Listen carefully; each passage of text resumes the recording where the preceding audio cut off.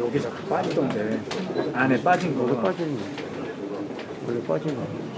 원래 빠진 거 이게 계속 그러니까 이게 불편하고 차라리 안에다가 강력분을 붙이면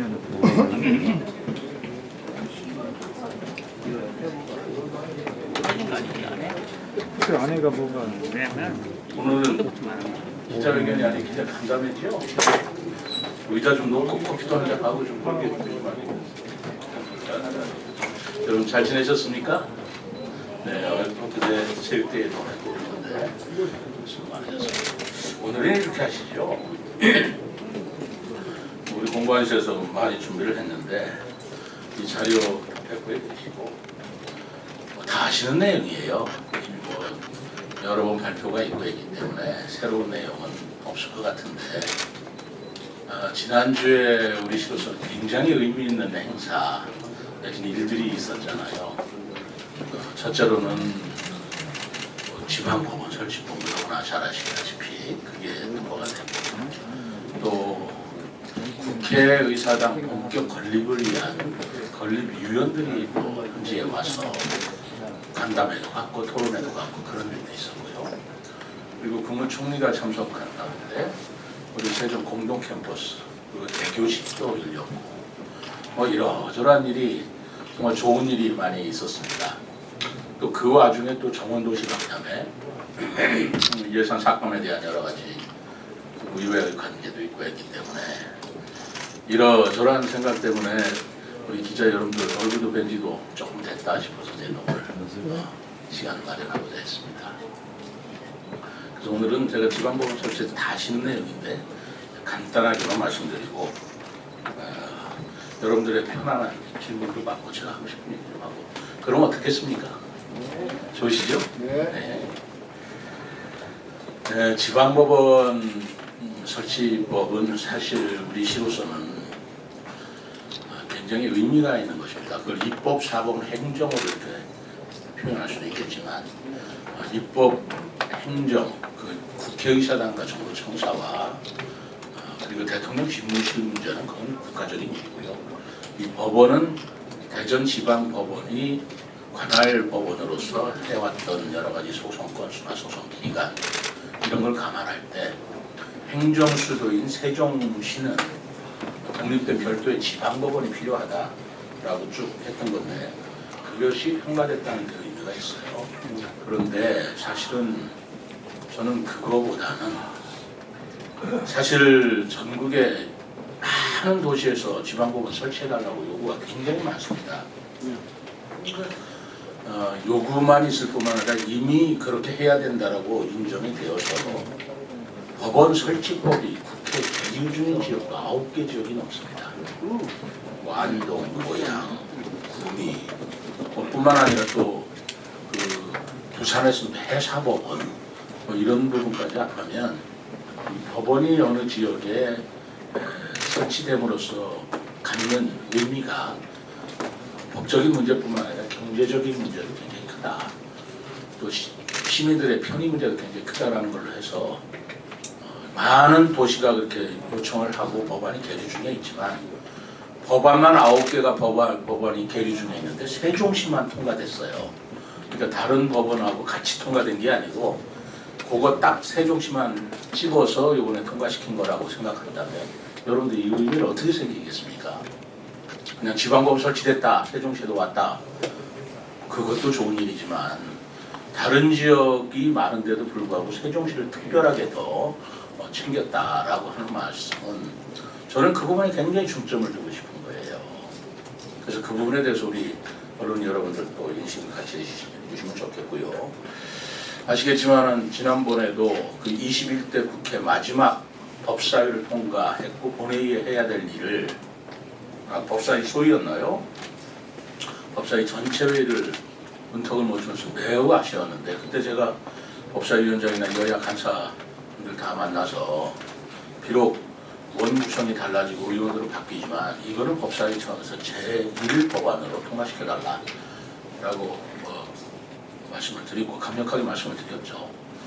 그때 다들 그렇게 하겠냐고 약속을 했는데 원이 바뀌는 바람에 그 약속이 지켜질 수 있겠는가라는 생각이 조금 의구심을 가졌던 건 사실입니다. 그런데 강준현 의원이 법안을 다시 제출하고 그리고 김정민 의원도 자기 1호 공약으로 지방법 설치하겠다라고 약속을 하면서 여러 가지 노력을 기울였습니다. 누구의 작품이다 이거 따지는 것만큼 저는 유치한 게 없으리라고 봐요. 다 이만한 겁니다. 강준현 의원은 강준현 의원도 최선을 다하셨고 김정민 의원 나름대로 또 이적 국회의원으로서 기울일 노력을 다 기울였고 저는 저 또한 분야가 다르잖아요. 저는 법원 행정처 찾아가서 그 법원 행정처장만 하고 법사위 중에서도 우리 국민의힘 의원들 만나고 뭐 이런 각자가 치는 역할을 다 했기 때문에 이런 일들이 이루어졌고 언론 여러분들께서도 그런 언론 보도를 통해서 중앙에 우리 시민의 의사들이 다 전달된 거 아니겠어요? 그렇기 때문에 무슨 일을 이룬 걸 가지고 누구 공이다 우리가 더 애썼다 안 썼다 저는 그런 표현을 해본 적도 없고 다 같이 힘써서 잘 되었다 감사하다라는 말씀을 우선 드리고 싶습니다. 그리고 지금 법원 검찰 부지가 이 법원 설치법이라 지방법원 설치법이라고 그러지만 여기에 또 검찰청법에 의하면 검찰청도 들어오게 돼 있어요. 그러니까 지금 강곡동에 있는 법원검찰청 부지에 이 법원검찰청이 들었으면 그것도 법에 명기를 했잖아요. 2031년 3월 1일부터 운영되도록 해야 한다. 그러니까 그 전까지는 다 완비돼야 된다. 이거거든요. 그렇다면 우리는 확실한 로드맵도 있고 지역 주민들에도 희망이 막연한 게 아니죠. 분명한 것이고 하기 때문에 매우 고무적인 것도 있고 저는 그런 행정 편의적인 소송 편의적인 문제도 매우 크지만 우리 행정 수도로서의 독자성을 점점점 크게 인식해 주었다라는 의미도 크게 생기고 있고 세 번째는 경제적인 효과가 대단히 클 것이다라고 보고 있어요. 그렇지 않나요? 지금 방곡동 지편동 일대가 사실 상가공시 굉장히 많은 지역입니다. 거기에 이 법원 검찰이 들어선다는 것이 알려지면서 아무래도 거기에 변호사 사무실도 생겨야 되는 거고요. 뭐 회계사, 세무사, 변리사, 법무사 사무실들이 각각 있어야 되지 않겠어요? 그럼 그분들이 입지하면 거기 음식점이나 여러 가지 지역 상가도 활성화될 것이고 하는 의미가 굉장히 크다라는 생각을 가지고 있습니다. 혹시 이 부분에 대해서 제가 설명한 거 이외에 다 알고 계시는 내용이겠지만 보충한 설명 이외에 또 궁금한 점이 있으시거나 질문 있으신가요? 법원 설치에 대해서?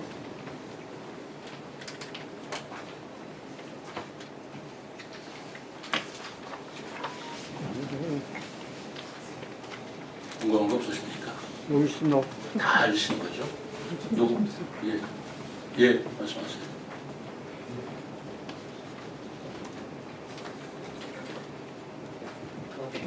예, OTN 이모정 기자입니다. 물론 그 상가 조성이라든가 이런 거 활성화 측면도 말씀하셨는데요.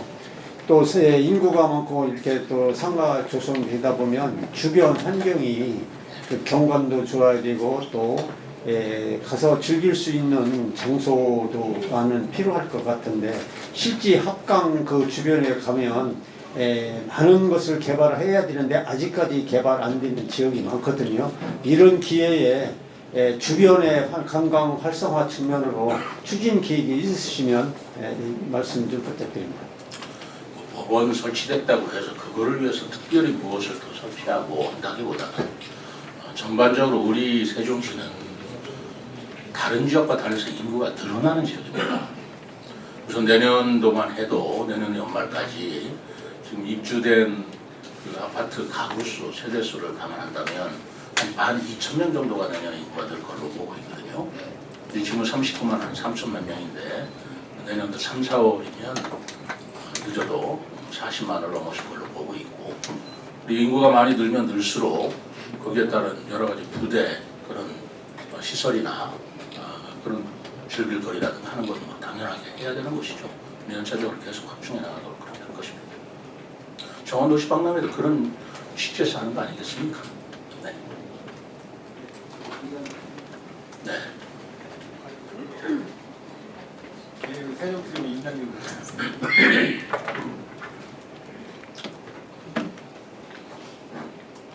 세종TV 민장규 기자입니다. 법원 설치 때문에 이제 세종시의 법조시장이 열릴 것 같습니다. 그렇죠. 최민우 시장님께서는 계속 경제시장님을 이제 주장하고 계셨는데 법조시장도 열리고 그리고 이제 국제정부도시 박람회도 결국은 관광시장 그러니까 경제와 또 이제 화해 농업도 그렇고 지역경제 산업을 활성화시키는 차원이지 않습니까? 결국은 그것도 경제라는 차원에서는 맞는 이제 같은 맥락을 같이 가고 있는데 지금 수도권 지역에서는 사실 경기도 고양과 안산에서 지금 경제 자유구역 관련돼 있는 추진을 열심히 하고 있습니다. 최민호 시장님도 지금 공약한 바도 있었지만 지금 경제 자유구역 관련해 가지고 하고 있는데 그건 사실 기업 유치와 산업 유치 이거 육성에 있어서 굉장히 중요한 거라고 봅니다. 최민호 시장님께서 지금 이제 후반기 관련해 가지고 경제 자유구역 관련돼 있는 추진 현황과 앞으로 계획에 대해서 말씀해 주시면 감사하겠습니다. 지금 계속 추진하고 있습니다. 우리가 대전 세종 경제 자유구역 지정 이 문제는 대전하고도 하고 있고요. 지금 우리가 세 군데인데 그건 산자부하고도 계속 협의하고 있고 내년 초쯤 신청을 하나요? 그렇다면 이게 세종 것만 한다면 좀 빨랐을 텐데 대전 세종하고 같이 하는 부분이 있어서 경제 자유구역 지정은 지금 추진하고 있고 될 것이라고.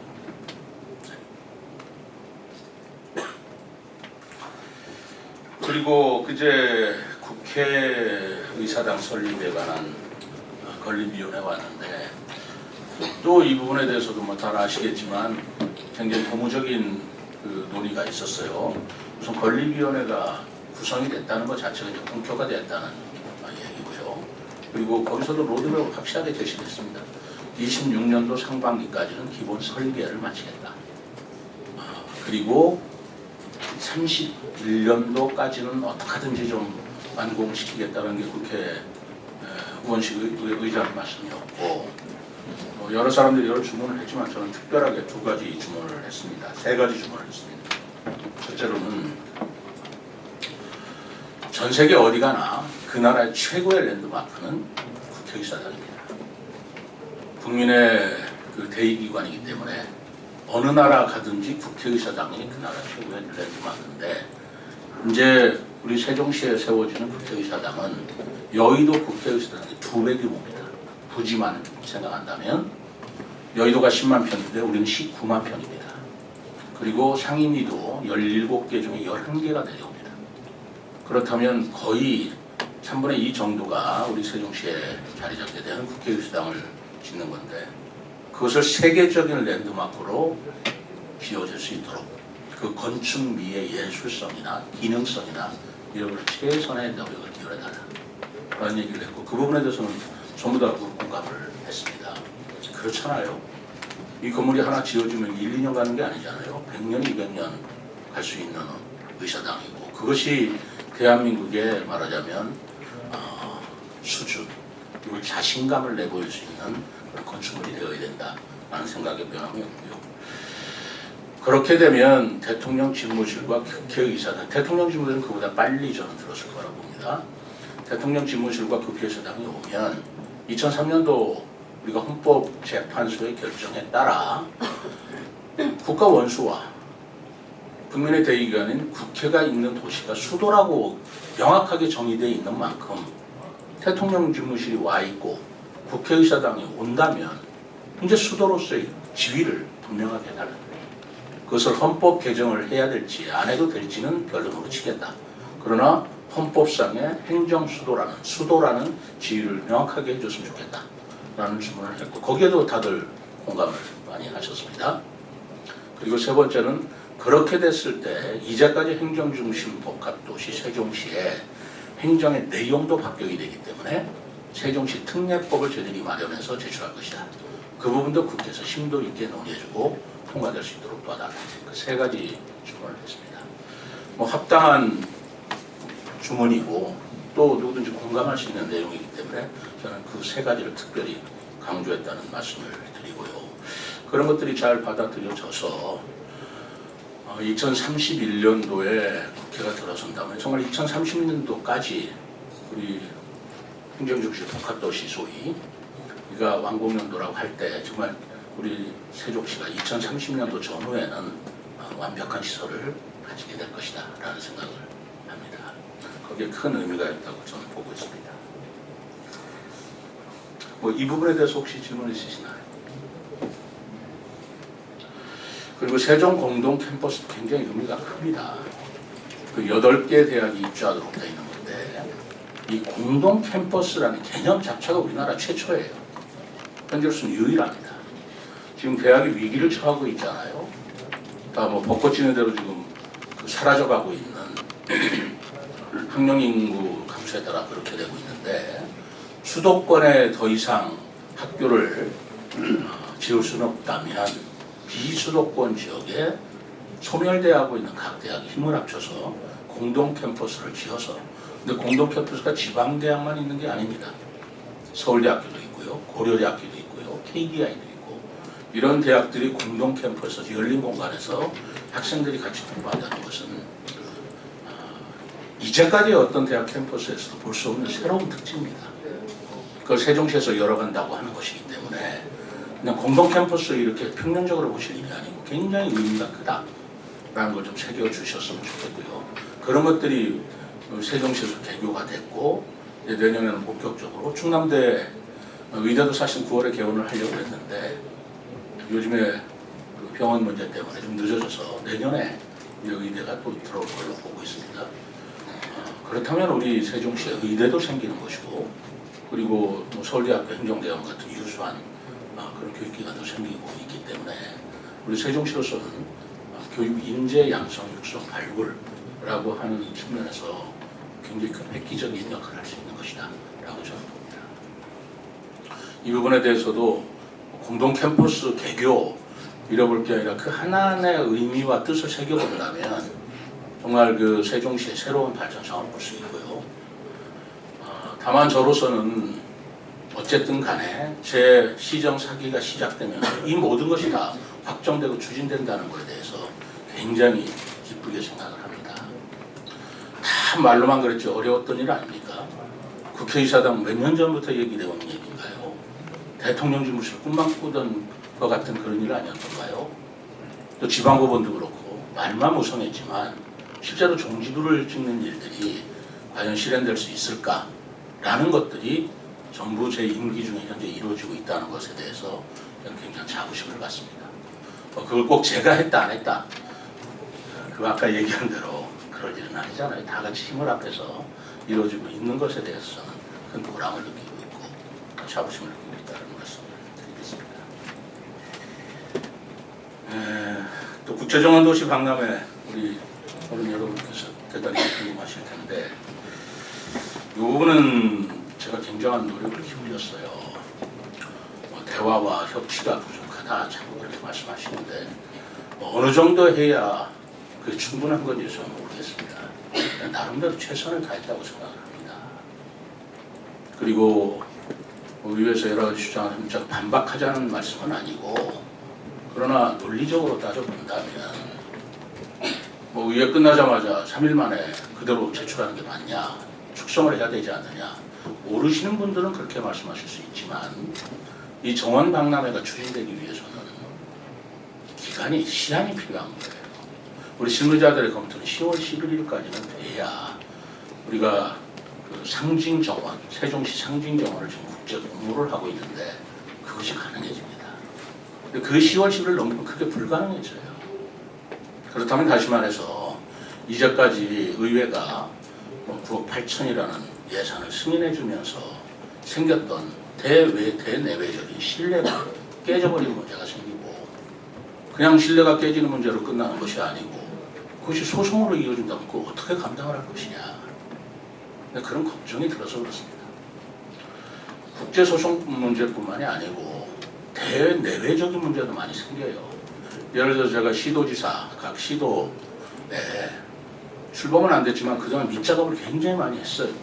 쫓아다니면서 참여해달라, 조성해달라. 그래서 6개의 시도는 이미 거의 조성에 참여하겠다는 확답까지 받고 예산권도 확보된 그런 상황이에요.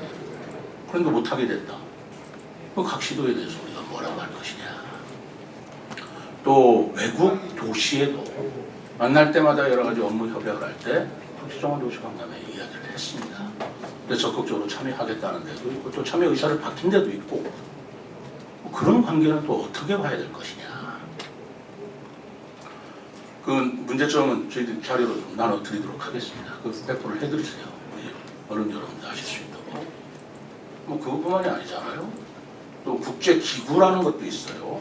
국제기구하고도 예를 들어서 아시아 산림협력기구 아포코라고 하는 데인데 거기 사장하고 직접 또 같이 참여해 주는 걸로 이렇게 했는데 그것도 또 신뢰성을 잃어버리게 되는 것이고 중앙정부도 예산을 지원했다고 얘기했는데 지방 예산이 뒷받침되지 않아서 그것도 깎여야 된다는 그런 처지라면 앞으로 세종시에서 국비 그 확보를 지원을 확보하기 위한 여러 가지 노력에 어떤 공신력을 갖겠나 이런 생각이 들지 않을 수가 없는 것입니다. 우리 공무원들의 문제도 크죠. 우리 공무원들도 그동안 정말 힘들려 일을 했습니다. 정원 주신 조성단 만들어서 추진단 만들어서 거기 직원들이 지금 한 30여 명 일을 해왔고 또 조직위원회가 구성 승인을 받아서 행함으로부터 한 70여 명이까지 일할 거라고 인사도 거의 내정 상태에 있습니다. 예산만 통과되면 즉시 발령을 해야 일을 할 수 있을 거 아니에요. 지금 느긋하게 기다릴 수가 없었습니다.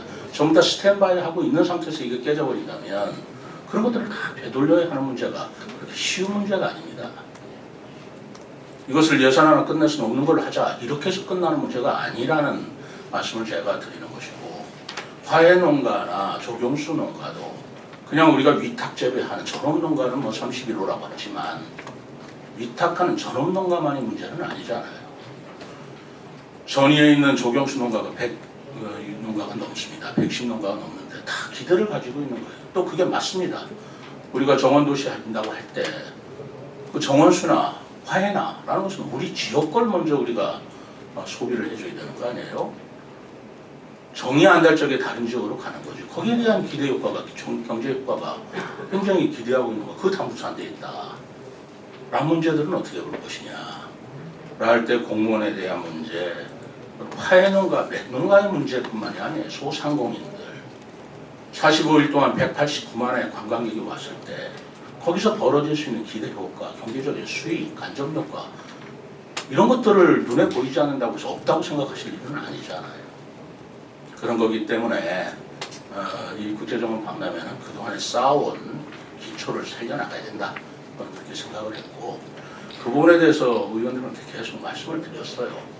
뭐 부족하다면 부족한 대로 미안한 얘기지만 그래도 최선을 다해서 설명을 했고 더더구나 본회의에서 예산이 전액 삭감됐을 적에는 지금 시급한 사정을 감안을 해서 그렇다면 우리끼리 맨날 이럴 게 아니라 이런 얘기를 솔직하게 시민들한테 공개 토론을 해서 시민들이 좀 판단하게 하자. 그리고 다시 한번 검토를 해달라라고 해서 공개 토론을 제의한 바도 있습니다. 뭐 방송사에서는 기꺼이 그 공개 토론의 장을 열어주겠다라고까지 했어요. 그런데 의회에서 아무도 참여하지 않는다면 그 무슨 공허한 얘기가 됩니까? 근데 시민들이 모르신다, 홍보가 안 됐다 이렇게 말씀하시는데 저는 홍보를 할래도 받아주지 않는데 어떻게 하냐 이라는 생각이 드는 거예요. 바로 그런 것들이 시민들이 이해하실 수 있는 그런 이해의 장을 넓히고자 하는 저희 노력 아니겠습니까? 그렇지 않고 어떻게 홍보를 해야 돼요?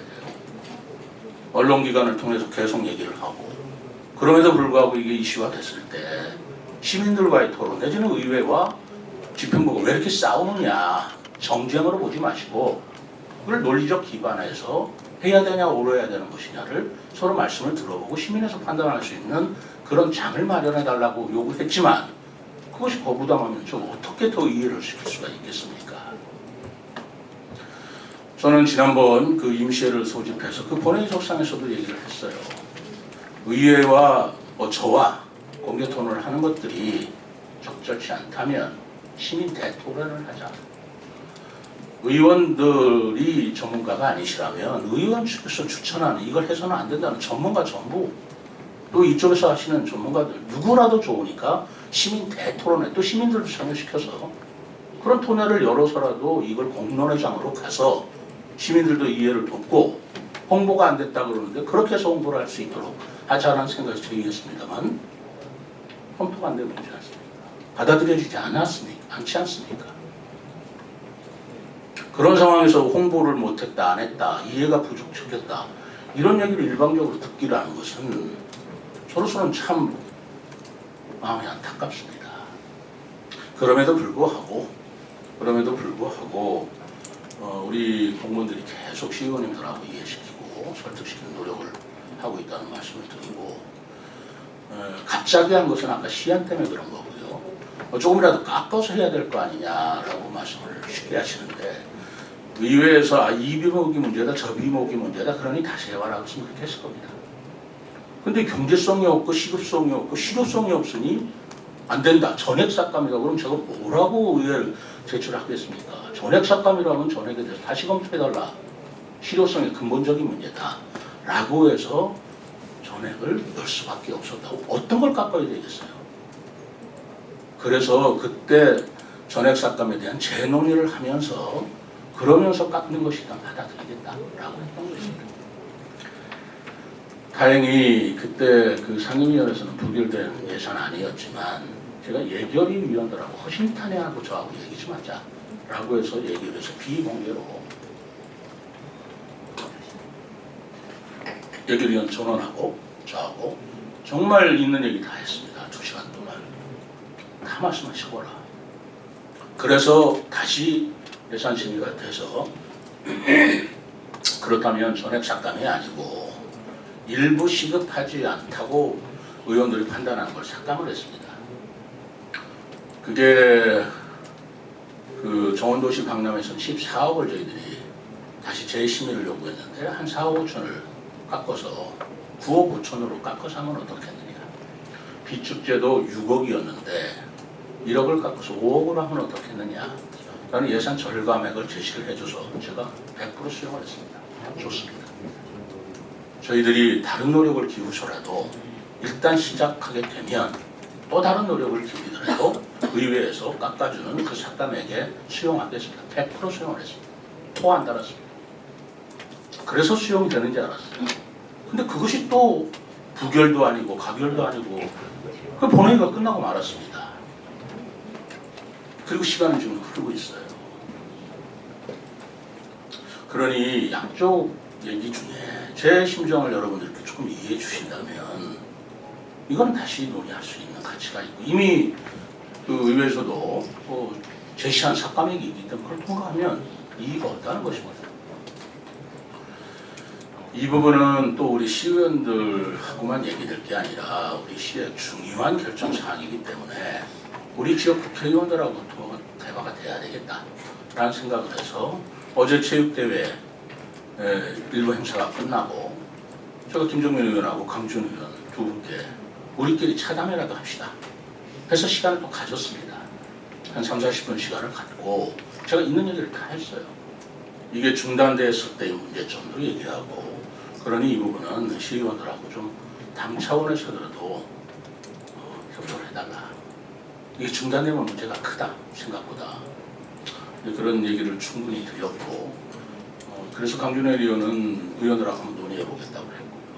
김정민 의원은 자기도 노력해보겠다 그런 얘기를 해서 지금 좀 바람직한 방향으로 좀 기다리고 있습니다. 솔직히 말해서 저는 어떻게 더 해야 되나라는 생각이 좀 들기는 합니다. 거기에 오늘 아침에 보니까 제 대전에서 제가 그 지난주에 대전에 가서 세종시를 정원도시로 가꾸겠다. 풍요로운 세종, 품격 있는 시민 해서 제가 강의를 했거든요. 그래서 정원도시를 가꾸겠다, 정원도시 박람회도 하겠다라는 것을 소개를 했습니다. 오늘 아침에 그 언론 보셨나요? 대전에서는 무려 1,780억을 들여서 정원도시 만들겠다.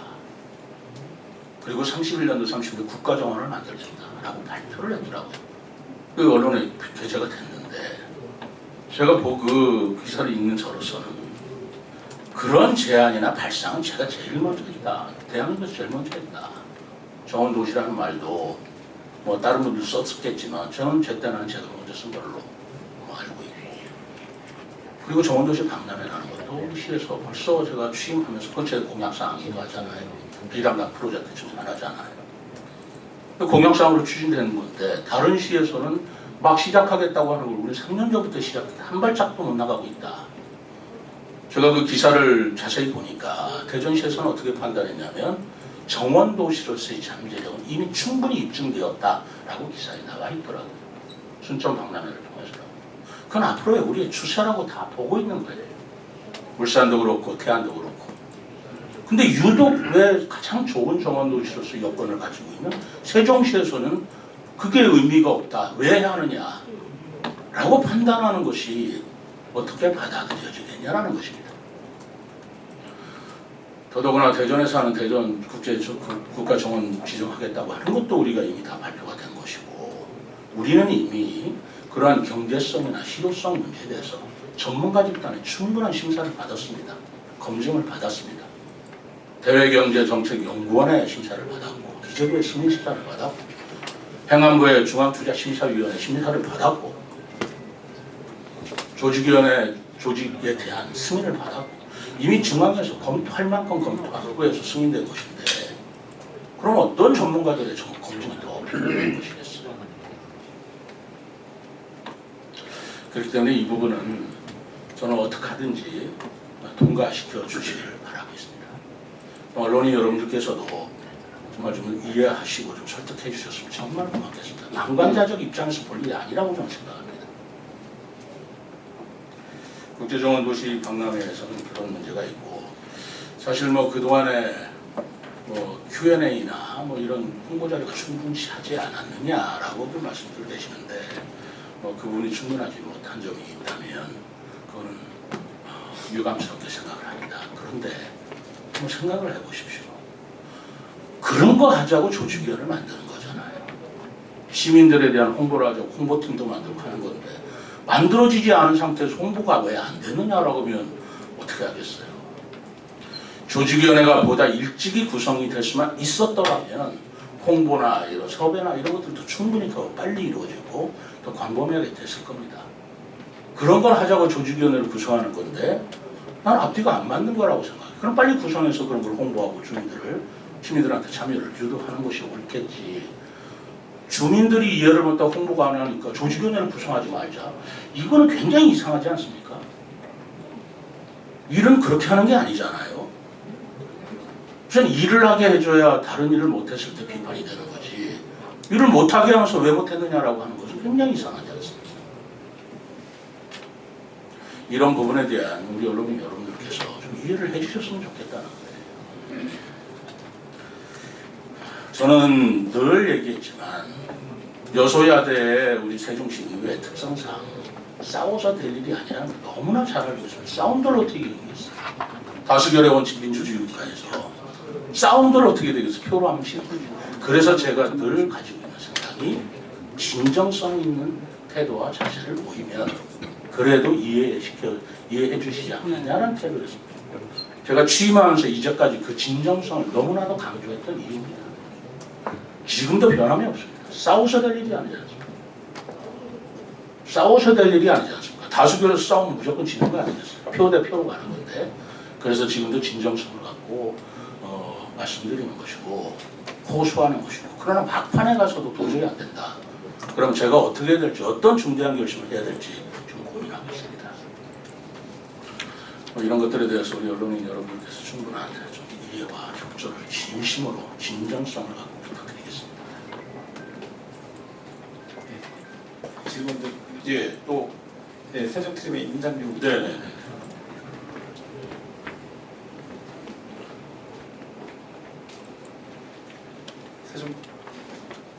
세종TV 인장규 기자입니다. 세종시의원들 여야 몇 분과 대화를 좀 나눠봤습니다. 분들이 이제 얘기하는 거를 전제하에서 말씀드리겠습니다.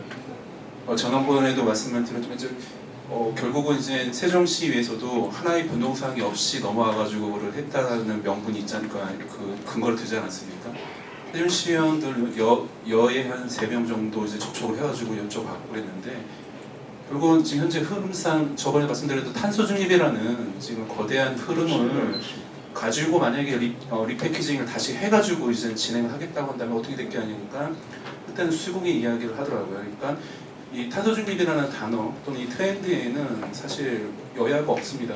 전 세계적인 트렌드이기 때문에 이 탄소 중립 관련돼 있는 정책을 구조정원 도시 박람회 추진적 방향과 그 브랜딩 또는 이런 전략으로서 좀 크게 이렇게 끌어당길 의향이 없으신지 다시 한번 좀 지난번에도 말씀하셨잖아요. 그 맞습니다. 그 탄소 중립을 위해서 박람회를 한다라고까지는 우리가 말씀드릴 수 없지만 박람회를 통해서 얻을 수 있는 기대 효과 중에 치유의 능력 그리고 탄소 중립이라는 개념. 탄소 중립은 이것만 한다고 되는 게 아니잖아요. 제가 이응 패스를 하는 것도 탄소 중립에 기여할 것이고 그리고 여러 가지 환경 정책들을 거기에 맞춰서 세우고 있습니다. 정원 도시 박람회도 정원을 점점 늘림으로써 탄소 중립이 달성될 수 있을 것이다. 라는 얘기는 탄소 중립 때문에 하기는 아니지만 그 효과로서 충분한 가치가 있다. 라고 하는 말씀을 제가 드리고 있고요. 그거를 명문화하고 문서화한다는 건 어렵지 않죠. 그건 우리가 충분히 그렇게 하고 있으니까. 이미 그런 내용을 하고 있습니다. 그거를 우리 관습국장 좀 더 강조하는 방안을 한번 검토를 해보십시오. 네. 프레시안 김유철 부장님.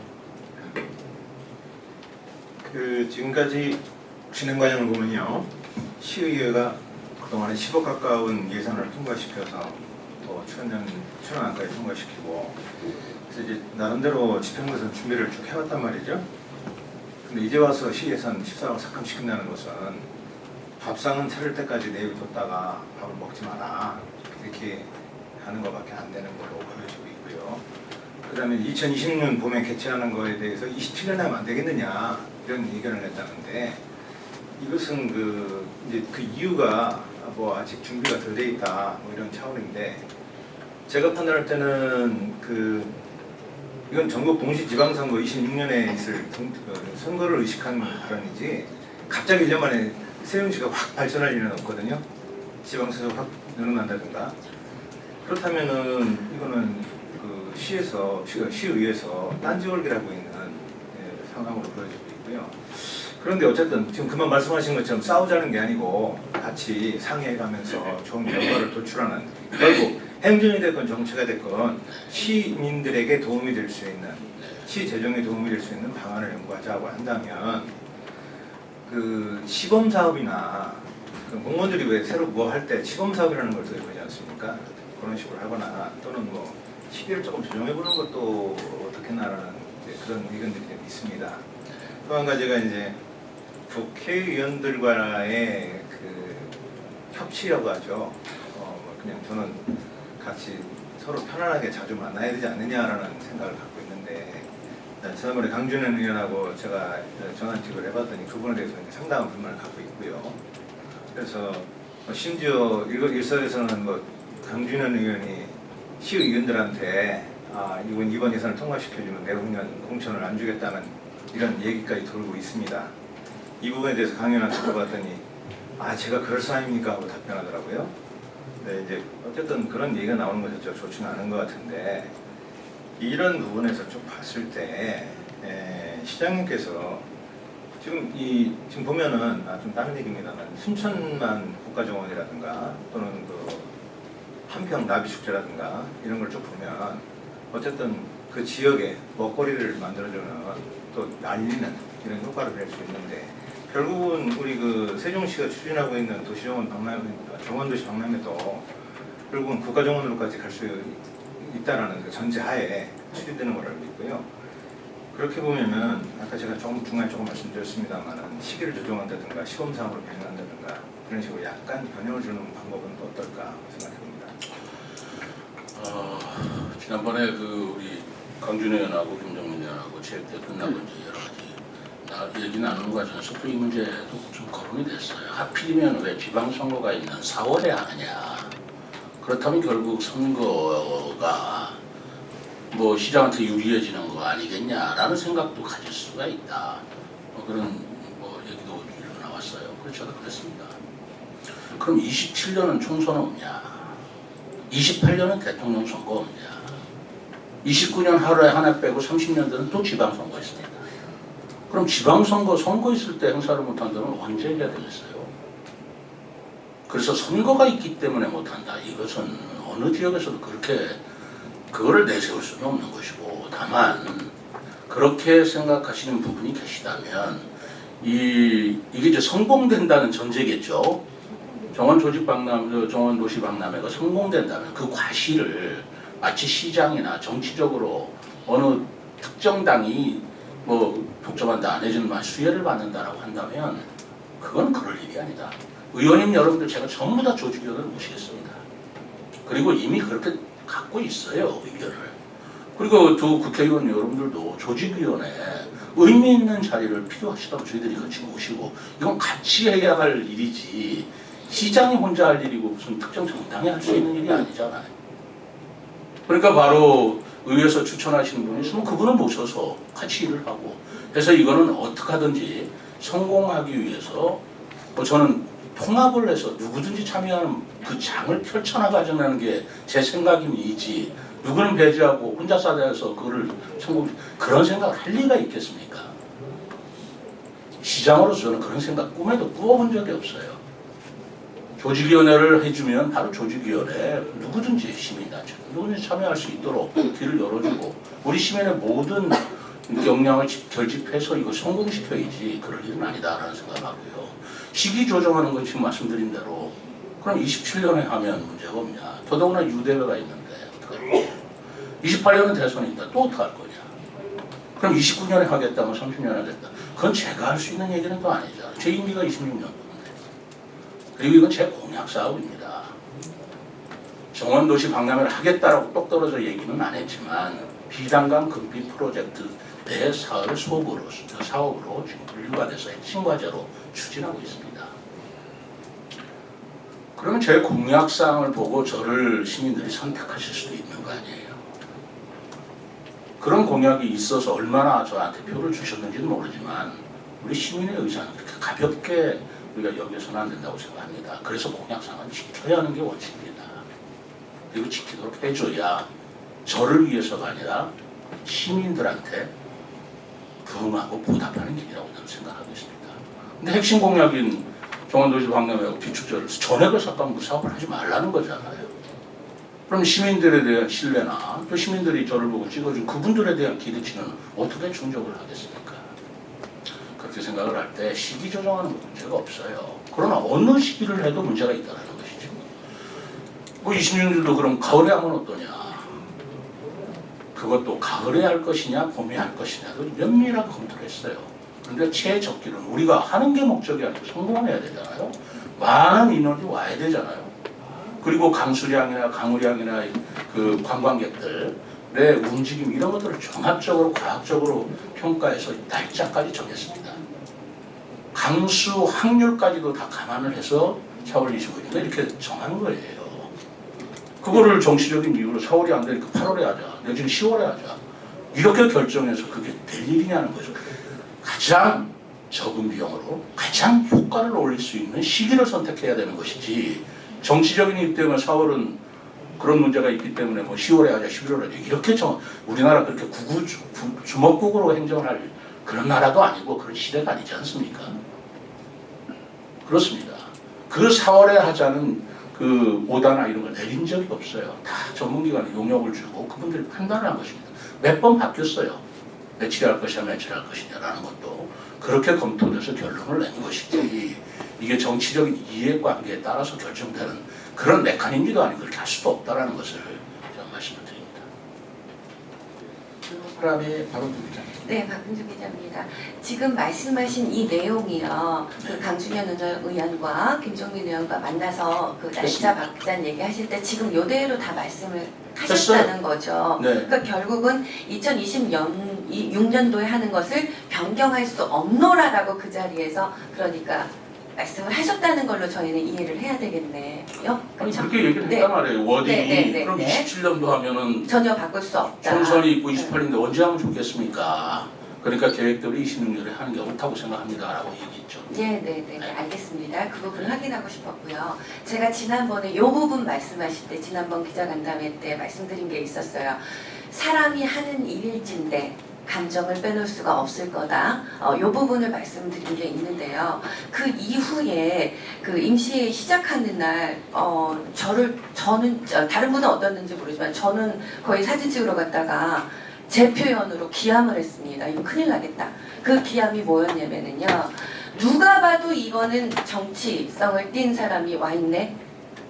최민호 시장님 옆에서 괜히 저분이 오시면 최민호 시장님이라는 그 이름이 띌 수밖에 없는 분들이 와 있네. 그래서 저희 몇몇 기자들이 이거 어떻게 받아들여야 될까? 이런 얘기가 있었어요. 근데 이제 뭐 다른 회장님 뭐 이런 얘기가 아니에요. 다 곳곳에 서 있는 분들 중에서 그래서 이게 감정적이라는 단어가 이 사소한 거에서 건드는 거거든요. 밝다는 불씨는 아주 조그마한 불씨가 큰 불이 되잖아요. 그러니까 그런 식으로 너무나 주변에 시장님의 말씀은 행정가로서 100% 알겠습니다. 이해가 갑니다. 행정가로서의 말씀 와 닿는데요. 이 정치라는 단어까지는 쓰고 싶지 않습니다만 감정이 정치를 건드는 건 아닐까. 그런 부분에 대한 주변 정리가 좀 필요하지 않을까. 전혀 모르셨을까 시장님은? 그런 분들이 내 주변에 있던 사람들이 거기에 핏대 들고 나가서 이러고 있다는 걸 몰랐을까? 그런 아쉬움이 있습니다. 네, 그러면 제가 말씀을 드리죠. 저는 그때 누가 왔는지 모릅니다. 제가 알려고도 하지 않았고 뭐 제 주변의 사람이 어떤 주변의 사람인지는 모르겠지만 뭐 국민의힘의 소속으로 저를 도와줬던 그런 뭐 사람이 왔다 그러면 제가 볼 적에 무슨 올 수도 있다고 봅니다. 아무래도 시장이 하는 일 도와주겠다라고 하는 모습이 있을 수 있죠. 다만 저는 시당의 자제를 요청했습니다. 이것은 정쟁이 아니다. 국민의힘과 민주당의 싸움이 아니다. 이것은 시민들의 약속이고 시민들의 정책이기 때문에 너무 정치권이 나서지 말아달라고 얘기를 했어요. 오히려 시당에서는 솔직하게 말씀드릴게요. 왜 그런 걸 우리한테 알려주지도 않느냐. 제가 그래서 얘기했습니다. 시당을 동원하거나 정치권이 정면에 안 나서줬으면 좋겠다. 정쟁으로 저는 몰아갈 생각이 없어요. 그게 무슨 감정이라는 표현을 어떻게 보실지는 모르겠지만 그러나 저는 정쟁이라는 표현을 쓰고 싶지 않고 또 정쟁으로 몰아가서도 안 됩니다. 저는 그렇게 생각하고 있어서 뭐 감정이 개입되지 않을 수 없다. 그러나 감정도 있을 수 있지만 억제해야죠. 자, 본회의에서 제가 질문하고 한 거 여러분들 기억하실 거 아니겠습니까? 임시회 예산을 깎지 않고 그대로 3일 만에 했다는 거 저한테 사과하라고 하더라고요. 그래서 제가 발언기회를 달라 거부당했습니다. 뭐 규칙상 안 된다고 그래서 거기에서는 제가 의회를 존중하는 마음에서 갔지만 정확히 얘기하면 규칙상 안 되는 게 아니에요. 미리 의장한테 발언 신청하는 의장의 허가를 발언할 수 있습니다. 미리라는 시점이 하루 전이나 이틀 전이나 바로 발언하기 직전이냐라는 해석의 여지가 있어요. 근데 규칙상 안 된다. 시장은 발언할 수 없다. 그건 아닙니다. 그러나 그것도 제가 이제 뭐 이제까지 얘기한 바가 없어요. 자꾸 이걸 감정이나 그런 대립으로 몰고 가고 싶지 않기 때문에 그렇습니다. 언론이 여러분께서도 이거를 이렇게 정치적인 거나 감정을 내세우지 않고 제가 한번 보십시오. SNS에 제가 월요 이야기라는 직원들한테는 보내지만 제 SNS에 이 사건에 대해서 얘기하는 거 어울리지 않습니다. 감정을 북돋을 거가 그러는 거예요. 전달하고 싶은 말이 없고 알려주고 싶지 않겠습니까? 그러나 그렇게 해서 감정의 대립이 격화돼서 좋을 게 없다. 일은 해야 되는 것이다. 라는 생각 때문에 그렇게 하고 있는 것입니다. 그 심정을 이해해 주시고 그리고 그 입장을 좀 이해해 주셨으면 좋겠어요. 제가 명색에 공직을 30여 년간을 했고 저도 정무직, 저도 차관급이라고 하는 그 정무직 자리를 3번이나 한 사람이에요. 기관장도 했습니다. 제가 왜 이런 거 저런 거 살피지 않을 것이며 그리고 국회든 의회든 제가 왜 상대를 안 해봤고 의원들의 심정을 이해 못하겠습니까? 그럼에도 불구하고 지역은 그리고 기관은 책임 있게 나가야 되기 때문에 감정을 죽이고 표현을 죽이고 하는 건 제 편이 훨씬 더 강할 겁니다. 제가 강한 표현을 쓰던가요? 제가 감정을 내서 누구 욕하는 거 있던가요? 그렇지 않지 않습니까? 그러니까 1대1로 그렇게 보실 일은 아니고요. 저는 적어도 시장으로서 해야 할 중량감 있고 책임감 있고 감정에 휩싸이지 않는 그런 자세로 대하고자 합니다. 그게 저는 진정성이라고 봅니다. 그렇게 이해해 주시면 고맙겠습니다. 자, 시간 관계상 한두 분만 질문 받도록 하겠습니다. 저도 시장님 말씀처럼 사실 전원 삭감에 대한 그 부분은 문제가 있다고 생각을 하는데 지금 시장님은 계속 추경을 쌓아서 될 일이 아니다. 그리고 진정성을 갖고 설득을 해야 된다 말씀을 하시지만 지금 시의회 같은 경우는 계속 뭔가 시장님께서 외곽으로 자극을 하고 있다 이런 의견들이 있습니다. 우선 의회에서 비난하는 부분은 지금 현재 현수막이 걸려 있고 그리고 시 집행부 주도의 서명을 받으려고 시도를 했었고 근데 그 이후에 어쨌든 시장님의 주변인들이 지금 진행하고 있는 시민 서명을 지금 진행을 하고 있고 이런 문제들에 대한 그 감정적인 대립을 계속 만들어가고 있는 것은 시장님이라는 의견을 의회는 얘기를 하고 있는데 저는 어찌됐든 정원 박람회나 지금 비축제 같은 경우는 첫 단추가 되게 잘못됐다는 생각을 기자로서 보고 있는데요. 이응패스 같은 경우는 문제가 있었지만 집행부가 하나하나 의원들을 찾아다니면서 어쨌든 설득을 했기 때문에 그 예산이 통과가 됐다고 저는 보고 있기 때문에 조금 더 시장님이 한 분 한 분 좀 찾아가서 진정성 있게 좀 설득을 하시는 작업이 오히려 더 좋지 않을까 하는 생각을 하고 있거든요. 얼마든지 하겠습니다. 얼마든지 하고 연락도 드려요. 전화를 안 받으면 어떡합니까? 아니 오늘부터도 할 거예요. 그리고 아까 우리 시가 주관해서 뭐 현수막이다 그렇지 않습니다.